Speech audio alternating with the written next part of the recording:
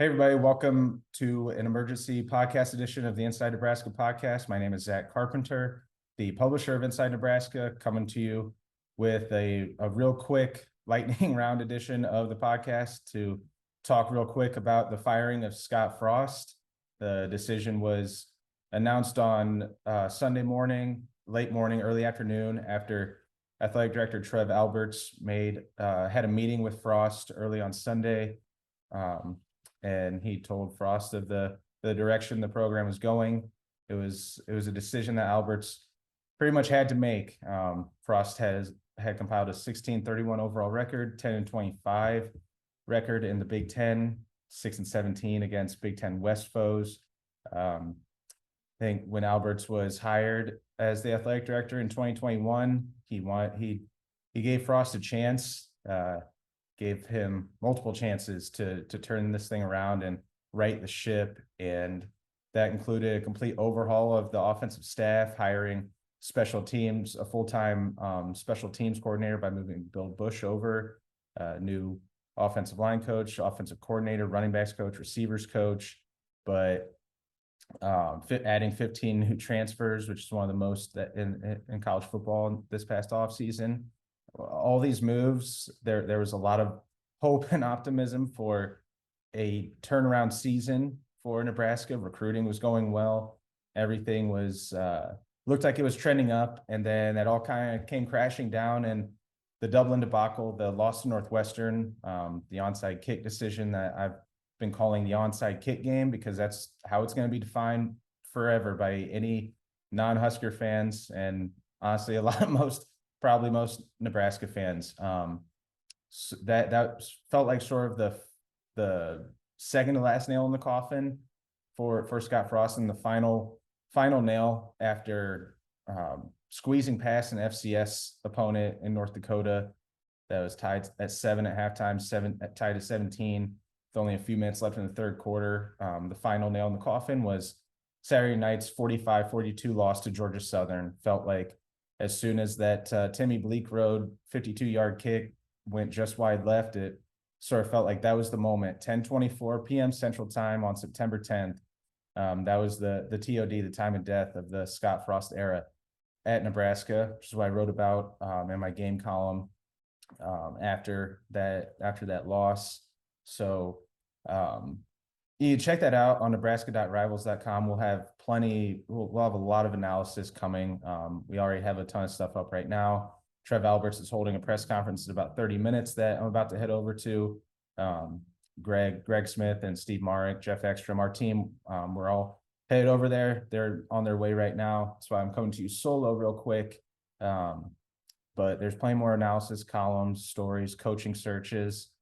We have a pair of lists of not top five, but just 5 potential candidates to replace Scott Frost up on our front page of the site.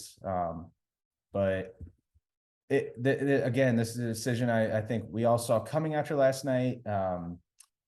It was just a matter of, would it be today, tomorrow, Monday? Would Alberts and the Nebraska administration, would they sort of wait 3 weeks and have the awkwardness of pretty much a lame duck coach until that October 1st date when Frost's buyout was going to decrease from a little more than 15 million to a little more than 7.5 million. I had heard the number might be around a little more than 8 million with additional taxes and such included.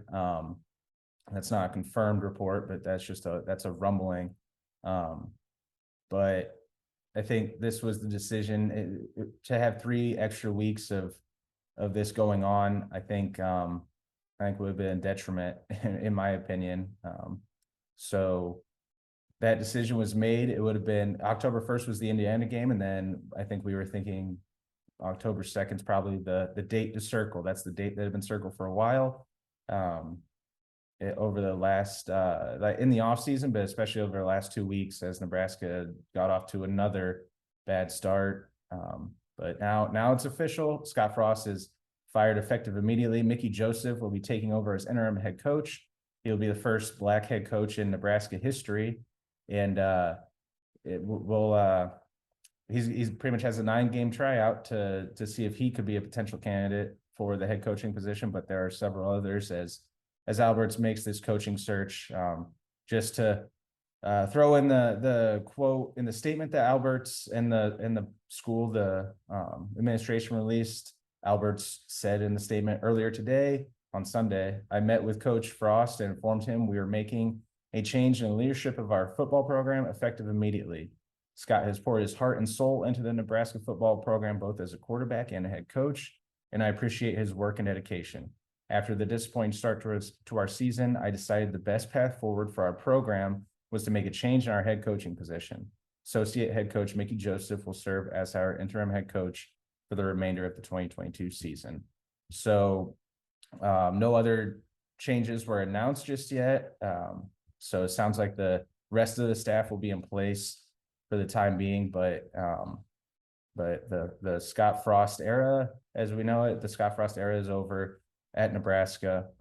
That's something I think he knew was, he knew, everyone knew was on the plate coming into the season after the Northwestern loss. He said in his post-game press conference, "You've got to win in this business to keep your job. That's the way it is." And he didn't win this season or over the past four seasons before that, and that's the end of the road for him with the Huskers. So again, we'll be providing plenty of free and premium content at the site nebraska.rivals.com. We actually have a free 30-day free trial running right now. There's no expiration date on that, but you can get the info on that in paper on our site. It's when you sign up, if you click to sign up for the free 30-day trial, use promo code Huskers30. That's all caps Huskers30 at sign up for a free 30-day trial to get all of our premium content and access to our premium message boards. But with that,